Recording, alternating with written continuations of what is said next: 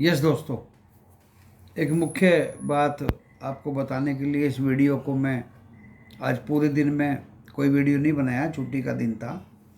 लेकिन अभी मूड किया है और काफ़ी थोड़ा सा अध्ययन करने के बाद और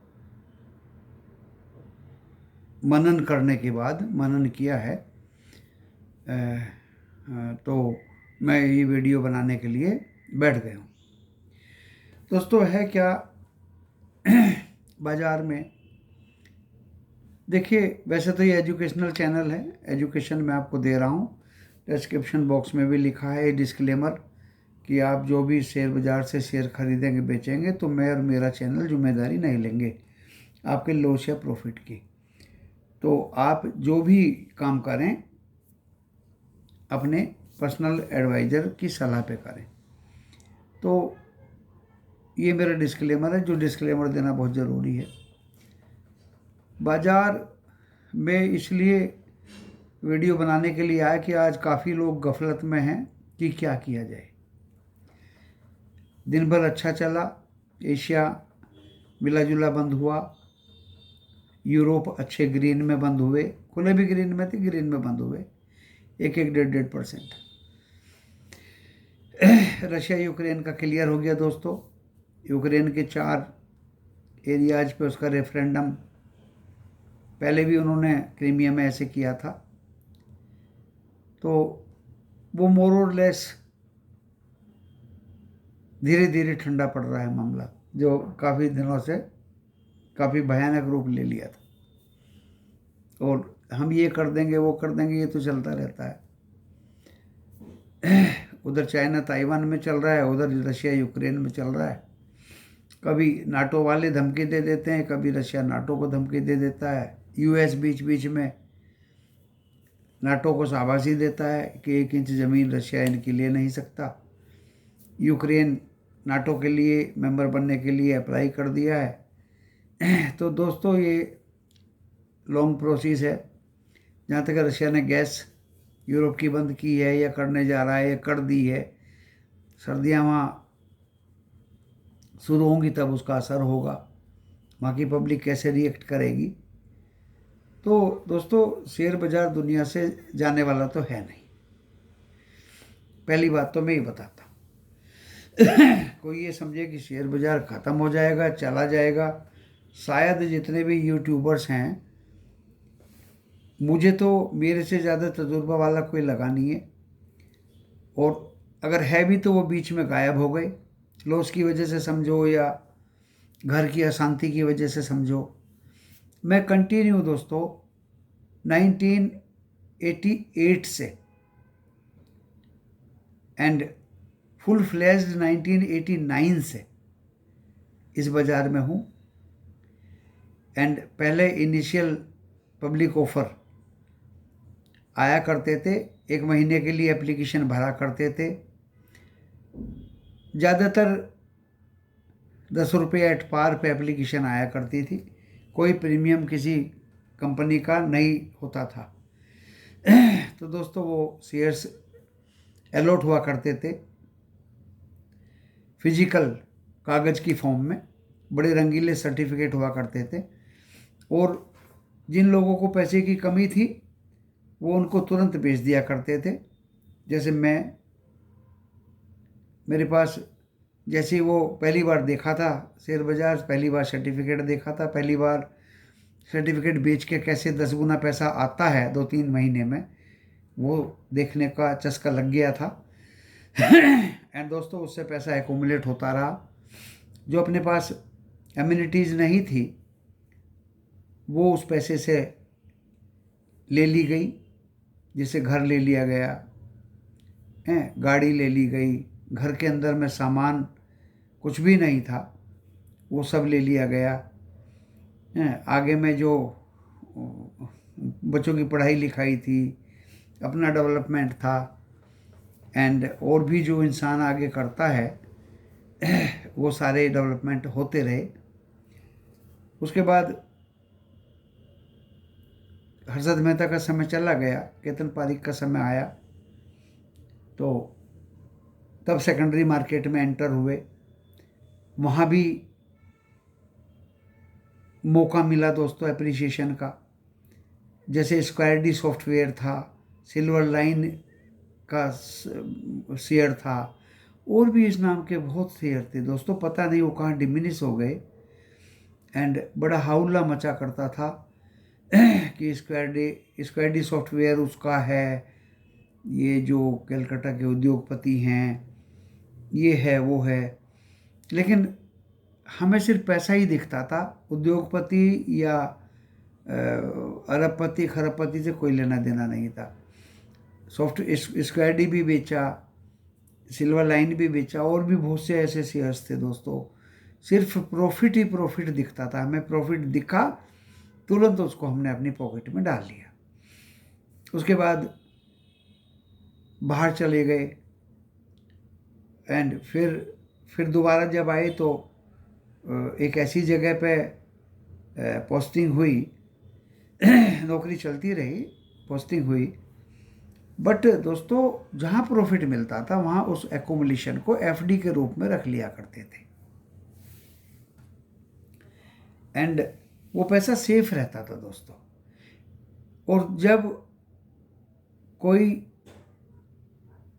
मुसीबत आती थी शेयर बाजार पे और वो गिरता था लेमन ब्रदर्स में, तब बाई कर लिया करते थे वो एफडी उफडी तोड़वा के, क्योंकि ऐसी एक हॉबी सी बन गई थी कि जब ये गिरे या जब कुछ खतरनाक काम हो जाए तब आप बाय करिए।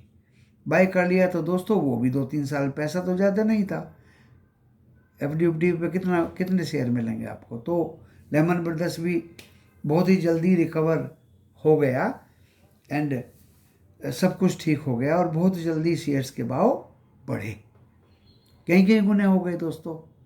फिर प्रॉफिट का चस्का लगा, उसको बेच के फिर अपनी एफडी के रूप में जमा कर लिए।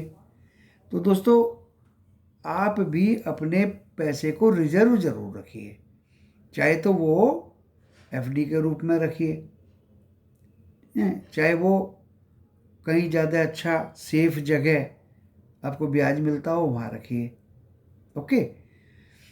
एंड इंतज़ार करिए बाजार के नीचे आने का। तो 3 ओकेज़न मैंने बताए, चौथा कोविड में आ गया। कोविड में रिटायर हो गए थे, पैसा मिला था और बैंक वालों ने हड़का दिया, इतना पैसा आप सेविंग में क्यों रखे हैं, तो हमने उसको भी कोविड में लगा दिया। शेयर्स बहुत अच्छे थे दोस्तों, हंसते थे लोग, क्या लिया आज, 65 रुपये में टाटा मोटर्स ले लिए 65 रुपये में वेदांता ले लिए। हाँ, ONGC 75 में लिए थे, वो सबसे देर में बढ़ा, वो जल्दी से बढ़ा नहीं। ऐसे ही बहुत शेयर्स इसी रेट के आसपास में थे।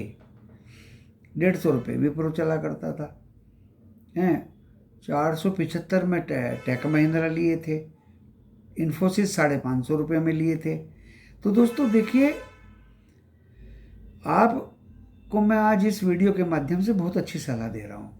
लोग पूछते हैं कि सर क्या करें, सर कैसे करें, मैं अपने दिल की बात बता देता हूँ, and I am different from other YouTubers.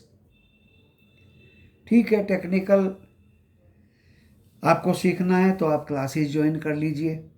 Hotels में बहुत एक्सपर्ट लोग जो हैं वो क्लासेस अपनी चलाते हैं, और एक दिन का 15,000 रुपये वो चार्ज करते हैं, 20,000 भी करते हैं दोस्तों। एक महानुभाव तो 25,000 से 30,000 रुपये चार्ज करता है, शायद वो 2 दिन चलाता होगा, हैं। और होटल्स जो हैं बड़े बड़े 5 स्टार या उनसे नीचे की वो बात नहीं करते। तो भाई जब ज़्यादा बड़े होटल्स एंड ज़्यादा खर्चा करोगे तो फीस भी ज़्यादा ही होगी, ओके। 15,000 20,000 एक दिन की, और 2 दिन की 30,000 जो दूसरे महानुभाव चार्ज करते हैं। कुछ और लोग भी दोस्तों क्लासेस चलाते हैं, मैं कुछ नहीं चलाता। मेरा तो ये वीडियो है, छोटा सा वीडियो है, इसके पीछे किसी ने सलाह दी कि आप अपना वीडियो सजा धजा के अपने बैक में अच्छा लिखा करिएगा कि शेयर बाज़ार बहुत ज़्यादा भागेगा, शेयर बाज़ार तो आज चमक जाएगा, ऐसे ऐसे पोस्टर लगा दीजिए पीछे में, बुल्स का और फलाना ढकाना का। मैंने कि देखिए, लाल तो गूदड़ों में भी चमकता है। मेरी वाणी उस कटआउट के बिना भी चमकेगी। मेरे दिमाग, मेरे जहन की जो ज्ञान विद्या है वो वैसे भी चमकेगी। मैं गदगद हो जाता हूँ जब मैं अपने यूट्यूब के कमेंट्स पे पढ़ता हूँ कि सर आपके वीडियो को सुन के आज मैंने 2,000 कमाया या 10,000 कमाया। मुझे बहुत खुशी होती है। टेलीग्राम चैनल पे भी जब बच्चे लोग बोलते हैं कि सर आपने ये शेयर दिया, इसकी फंडामेंटल दी, इसके बारे में पूरी डिटेल दी, या आपने काटा पेटी बताई या सीईपी बताई या जो भी ऑप्शन में बताया, तो दोस्तों मैं बहुत अच्छा खुशी महसूस करता हूँ। मेंबर्स को प्रॉफिट होता है, बहुत ज़्यादा खुशी होती है। हाँ, जो मेंबर या जो यूट्यूब के कमेंट्स वाला या जो मेरे टेलीग्राम फेलोज मेरी बात को नहीं मानेंगे या मानते नहीं है दोस्तों, उनको दो लॉस होता है, तो देखिए दिक्कत होती है। भाई अगर आप फ्राइडे को बाजार निफ्टी 50 16,800 खुला, 10 बजे आपको आरबीआई क्रेडिट पॉलिसी आनी थी और 16,000 खुल के वो 16,800 खुल के 16,778 तक गया। और आपने उसको शॉर्ट कर दिया कि नीचे जाएगा। अरे भाई आरबीआई पॉलिसी का तो वेट कर लो। चलो आरबीआई पॉलिसी भी आ गई। उसके बाद दोस्तों 16,747.60 निफ्टी 50 टच किया। बैंक निफ्टी भी 37,365 या कुछ टच किया। दोस्तों बहुत पहले से कह रहा हूं, अगर ऐसे टूट जाए बाजार, कभी पुट मत लो, कभी उसको शॉर्ट मत करो, इंतजार तो कर लीजिए मेहरबानी करके। हम भी यूट्यूब में बोल रहे हैं कि आज अगर 0.5% का रेट बढ़ेगा, उसके बाद बाजार भागेगा। दूसरे जो यूट्यूबर्स हैं वो भी कह रहे हैं कि बाजार 0.5% अगर बढ़ेगा तो भागेगा, ऊपर चलेगा। तीसरे भी यूट्यूबर कह रहे हैं, अरे भाई किसी की तो सुनो। अगर किसी की नहीं सुनते तो देखिए शांति रखिए, थोड़ा पेशेंस रखिए, बाजार के मूवमेंट को घंटा 2 घंटा परखिए। मैं सभी के लिए दोस्तों कह रहा हूँ, जितने भी मेरे प्यारे श्रोता हैं, 2 घंटे 3 घंटे आप बाजार को परखिए कि किस साइड में जा रहा है। दोस्तों बाजार गया, किधर गया? ऊपर गया। पहले मुझे भी लगा अरे ये 16,860, इस पे 860 पे पुट ले लेनी चाहिए, ये 800 तक जरूर जाएगा।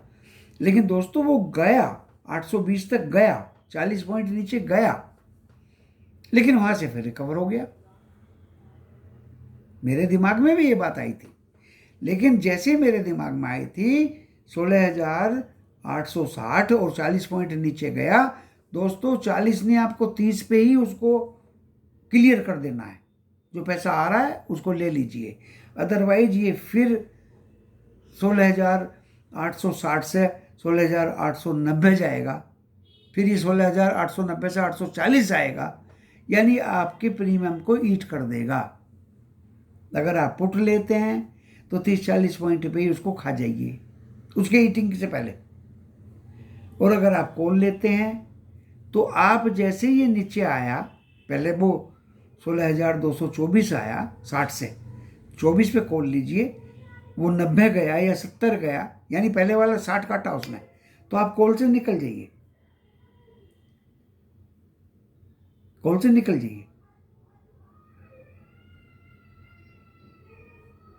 उसके बाद में वो 16,000 आप तो निकल गए, 16,860-70 पे निकल गए, आप 70 पे निकल गए। ओके, निकलने के बाद में आप कॉल से निकल गए। फिर वो नीचे आया 40 तक आया, 40 पे फिर कॉल पर देखिए, एक ही डायरेक्शन में काम करिए, या तो कॉल में करिए या पुट में करिए। मैं अभी तो कॉल की कहानी बता रहा हूं, नहीं तो लेने वाले जो हैं, जब हमने कॉल बेची 16,860-70 पे, तो आप पुट ले लीजिए, 16,840 आया, निकल जाइए पुट से। Okay, either you do this thing long play के लिए बाजार नहीं है दोस्तों, लॉन्ग प्ले के लिए बाजार नहीं है। मेरे छोटे छोटे इन्वेस्टर्स, ट्रेडर्स इस काम को करेंगे तो मुझे ज़्यादा खुशी होगी। उसके बाद में दोस्तों उस बाजार ने सीधा ऊपर का रुख ले लिया, 16,900 काट दिया, सब देखते रहे और वो 17,000 तक दोस्तों यही इसी तरह का ट्रेंड लेके चलता रहा। लेकिन 17,000 जैसे ही उसने क्रॉस किया वो फिर 3, 4, 5 बार 17,000 के नीचे आया, 17,000 के ऊपर गया, 17,000 के नीचे आया, 17,000 के ऊपर गया। अब नीचे में कॉल पकड़िए, ऊपर में बेच दीजिए 15, 20, 30 पॉइंट पे, ऊपर ठोक दीजिए, पुट ले लीजिए, नीचे में निकल जाइए। छोटे छोटे ट्रेडर्स के लिए है ये। एक स्टेज उसकी ऐसी आती है दोस्तों बाजार की, फिर वो पीछे मुड़ के नहीं देखता। फिर आप ना कॉल लो ना पुट लो, बाजार को वॉच करिए बस। अरे 2-3 चांस ले लिए पूरे दिन में, वेट एंड वॉच करिए ना भाई। फिर जब उसकी स्पीड पकड़ता है वो तब हमारा काम है, फिर आपका काम नहीं है, फिर हमारा काम है। 17,000 जब उसने 17,050 काट दिया दोस्तों, 17,100 इतनी तेजी से भागा कि आपको ना कॉल लेने की टाइम दिया उसने, ना पुट लेने का टाइम दिया। तो 17,040 के बाद में 17,100 जबरदस्त भागा। मैं एग्जाम्पल के साथ बात कर रहा हूँ। 17,011 तक गया, फिर वो 17,090 आया, तो मैंने ग्रुप में लिख दिया कि अब ये 17,140 भी टच करेगा। दोस्तों 17,190 पे मैंने लिखा और 17,084 भी आया उसके बाद 84, लेकिन 84 से नीचे नहीं आया क्योंकि मैं उसकी स्टडी, मेरी लगातार उस पर नज़र थी। 17,011 से जब नीचे आया 90 से 84 भी आया कि अब पकड़ लीजिए आप कॉल, 17,140 ये जाएगा। तो दोस्तों मैं निफ्टी 50 की कहानी बता रहा हूँ।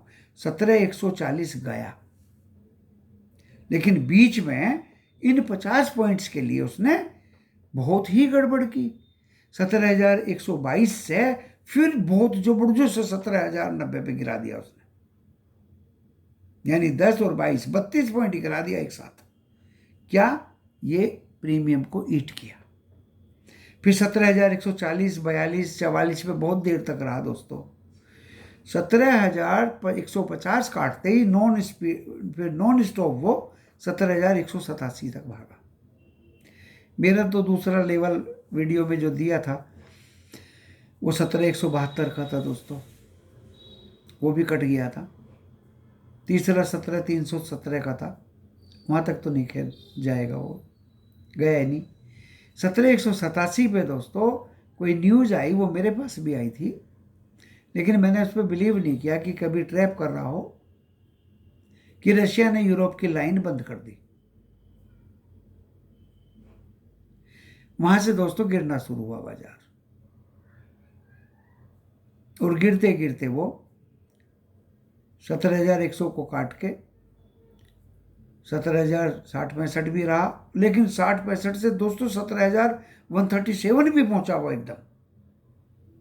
पूरा डराया गया ट्रेडर्स को, लेकिन मैंने बता दिया ट्रेडर्स की कहानी तो शुरू में ही खत्म हो गई। उसके बाद तो वो हम लोगों के लिए था बाजार, कि हम क्या लेवल दे रहे हैं।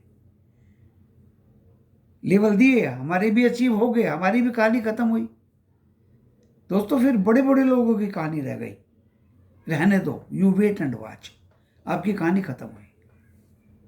ऐसी ही सेम कहानी बैंक निफ्टी में हुई, बिल्कुल सेम। बैंक निफ्टी में टारगेट इजीली मिल रहे थे दोस्तों।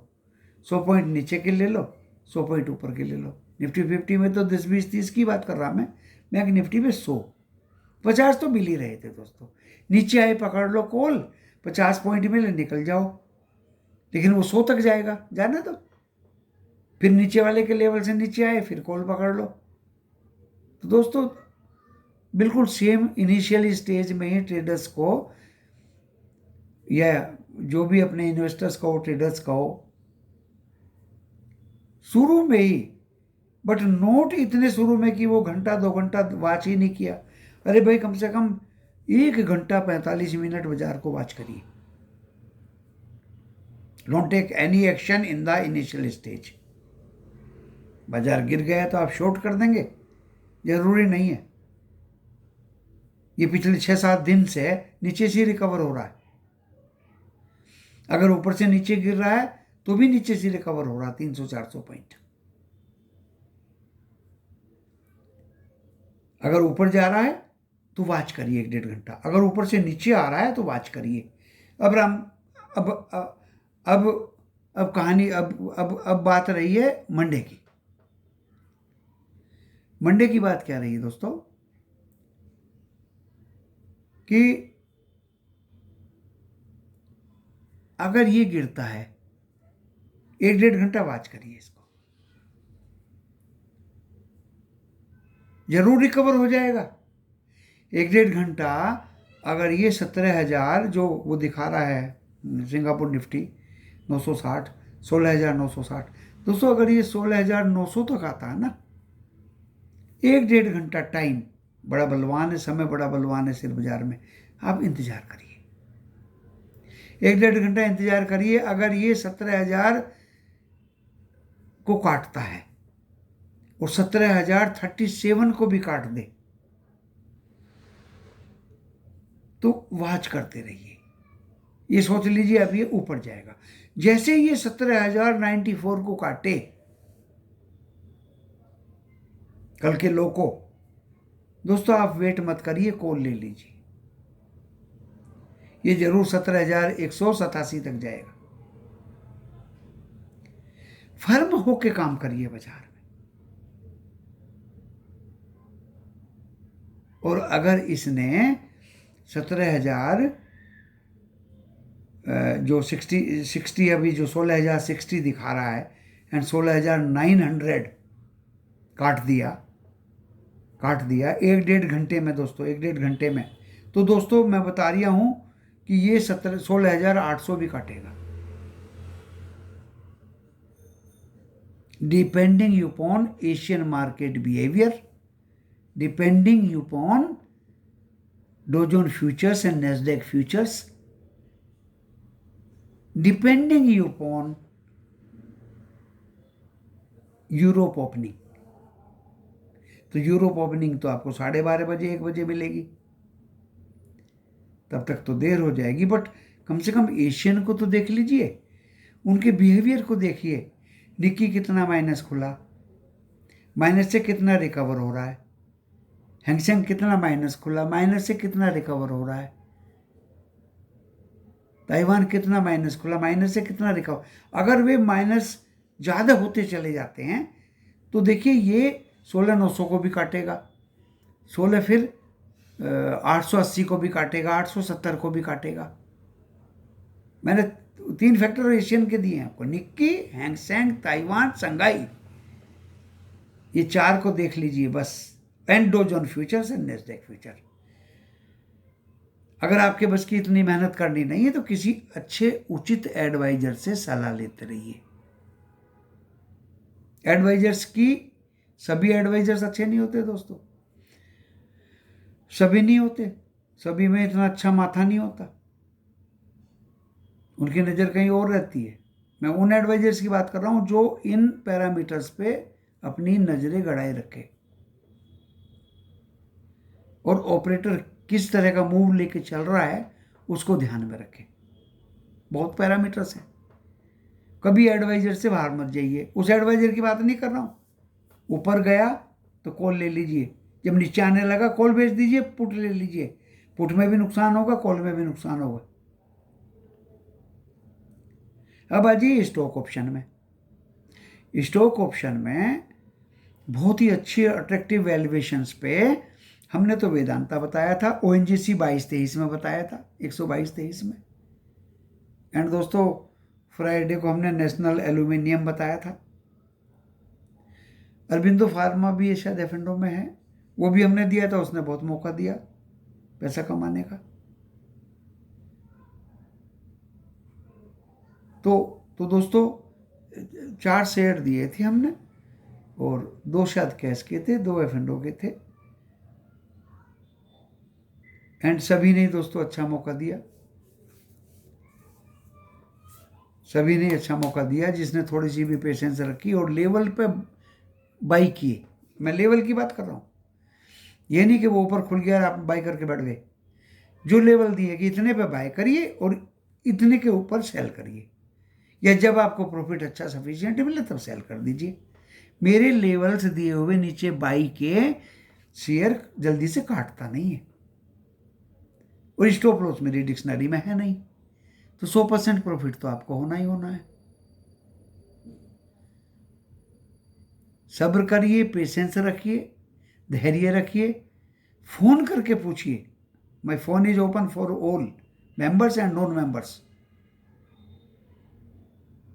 मुझे नॉन मेंबर्स का भी दुआ चाहिए, आशीर्वाद, वो अपना एक एक एक एक, एक धन्यवाद का पात्र मैं बनूं। किसी को कभी मैं मना नहीं करता दोस्तों, जो दिल में सही बात होती है वो बताता हूँ।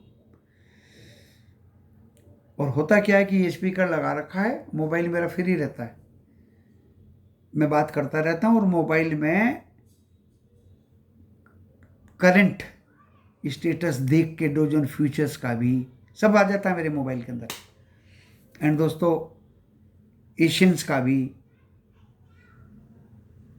यूरोप का भी, डोजन फ्यूचर्स का भी, जो करंट स्टेटस है दोस्तों, उसके आधार पर मैं एडवाइस देता रहता हूँ पूरे दिन, 9:30 बजे से 3:30 बजे तक। आलतू फालतू बात मैं करता नहीं हूँ। बहुत जल्दी 1-2 सेकंड में ही, मुश्किल से आधे मिनट में से ज़्यादा मैं बात किसी से करता नहीं हूँ। जिनकी जिनकी का फ़ोन आता भी तो मैं सॉरी कह देता हूँ कि भाई मेरे पास टाइम नहीं। दोस्तों मंडे के लिए एडीआर बहुत अच्छे हैं, मैंने खोल के देख लिए। एक एक्सिस बैंक एंड विप्रो का एडीआर थोड़ा सा रेड में है, बाकी एडीआर वेदांता का अच्छा है, इन्फोसिस का अच्छा है, एचडीएफसी बैंक का अच्छा है। तो दोस्तों एडीआर्स बहुत अच्छे हैं। एडीआर्स को देख के मेरा हिम्मत बढ़ा है कि मंडे को अगर गैप डाउन खुल भी जाए ना, तो दोस्तों रिकवरी डेफिनेटली होगी। भाई मुझे तो ये उम्मीद है, उम्मीद पे दुनिया टिकी है। घबराने की जरूरत नहीं है। आपके पास अगर कोई ब्लू चिप कंपनीज के स्टॉक्स हैं, जैसे रिलायंस के हैं, टीसीएस के हैं, इन्फोसिस के हैं, वेदांता के हैं, टाटा स्टील हैं, आईटीसी हैं, दोस्तों घबराने की ज़रूरत नहीं है। बड़े आराम से आपको प्रॉफिट देके ये बाय बाय करेंगे। आप चाहेंगे ले लीजिए प्रॉफिट, नहीं चाहेंगे आप अपने पास रखिए, अपने पास रखिए। बट स्टॉक के ऑप्शंस में अगर आप खेलते हैं तो आपको बहुत होशियारी से खेलना पड़ेगा। ब्लाइंडली आप कुछ भी ऑप्शन ले लें, किसी का कुछ भी ऑप्शन बेच दें, ऐसा बिल्कुल नहीं चलेगा। अगर आप निफ्टी 15 बैंक निफ्टी के कॉल पुट में खेलना चाहते हैं, और भी बड़ी होशियारी चाहिए दोस्तों। जैसे मैंने बताया, नुकसान होने का तो कभी कोई मतलब ही नहीं।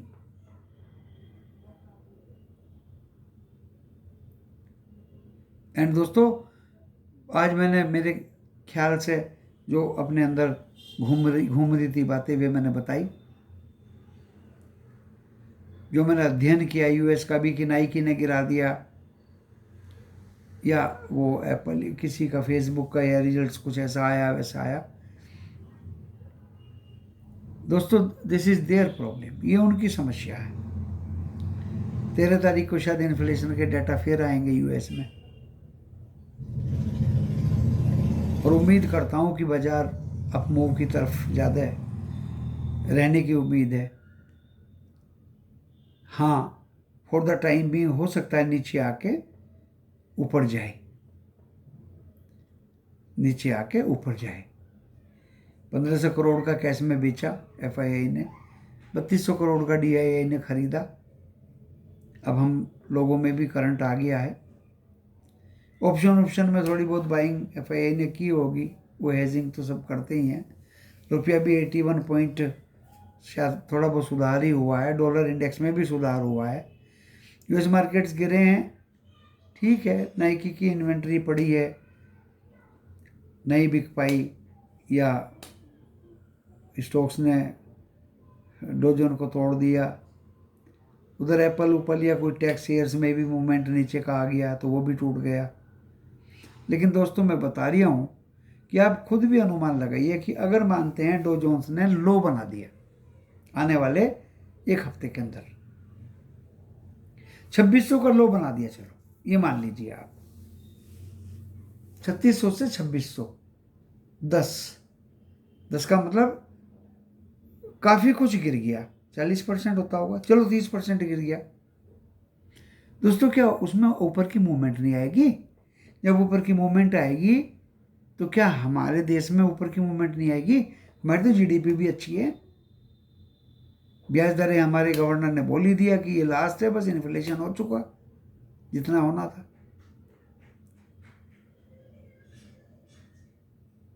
और बोलने से नहीं दोस्तों, हमें दिख भी रहा है। कोई बड़ी समस्या मुझे दुनिया भर में दिख नहीं रही। जब यूएस के डो जोन्स एंड नैस्डैक ऊपर की राह पकड़ेंगे तो क्या हम शांत बैठेंगे? तो दोस्तों नया पीक कटने में देरी नहीं है। भाई देखो मैं तो ऑप्टिमिस्टिक हूँ। वीडियो इसलिए बनाई है कि बहुत फ़ोन आ रहे थे कि गफलत में है क्या करें, तो मैंने कि सबका जवाब मैं इस वीडियो के माध्यम से दे दूं। हाँ, जो कुछ इन्वेस्टर्स छोटे स्टॉक्स में फंस गए हैं, जैसे अजंता सोया है, रिलायंस पावर को भी मैं मान लेता हूँ, चलो प्रतीको ऑटो है, फंडामेंटल्स बहुत अच्छे हैं, अपने हाई से स्प्लिट होकर नीचे आए हैं, वहाँ से भी अपर सर्किट उनके अंदर लगे हैं 1-2 दिन। तो दोस्तों जब ऊपर का मूवमेंट ऐसे स्टॉक मार्केट में आता है ना, तो 1-2 दिन के अपर सर्किट में पूरे के पूरे भाव आ जाते हैं, ये मैं आपको बता देता हूँ। क्या हीरोज इंटरनेशनल, मैं तो नाम भी बता रहा हूँ यार, लोग नाम भी नहीं बताते। क्या उसमें कल मूव नहीं आया था फ्राइडे को? क्या वो अपर सर्किट नहीं हुआ था 42 रुपीज पे? क्या वो 44 से गिर के 34 नहीं आ गया था? 34 से फिर वो 42 चला गया, छोटा शेयर है, अपर सर्किट लग गया। तो दोस्तों ऐसा नहीं है, मूवमेंट डेफिनेटली आएगी, बस सब्र चाहिए। जो नए लोग शेयर बाजार में आए हैं और वो ये सोच लें कि आज मैंने शेयर खरीदा कल भागना चाहिए, दोस्तों ऐसा नहीं होता। मूवमेंट दोनों तरफ की आएगी, नीचे की भी आएगी ऊपर की भी आएगी, आपको सब्र रखना पड़ेगा, आपको सब्र रखना पड़ेगा। अपने स्टॉक से प्रॉफिट में निकलने के लिए सब्र रखना पड़ेगा। टेक्निकल्स काम नहीं कर रहे हैं, अभी दिन मुझे अच्छे आते दिखाई दे रहे हैं। रशिया यूक्रेन का मामला निपटता दिखाई दे रहा है दोस्तों। ताइवान चाइना का भी मामला ठंडा पड़ता दिख रहा है। रिसेशन का भी मामला ठंडा पड़ता दिख रहा है, जो होना था वो हो गया। और बाजार में कोई इतना बड़ा कांड होने वाला नहीं है जैसे लेमन ब्रदर्स का हुआ था, या भाई ठीक है उनका रेंटल हाउसिंग प्रॉब्लम्स है यूएस में, लेकिन इतना जबरदस्त मामला नहीं है। They are very cunning, they are very intelligent, they will settle this problems their self. अपने आप ही वो इसकी प्रॉब्लम को जल्दी ख़त्म कर लेंगे।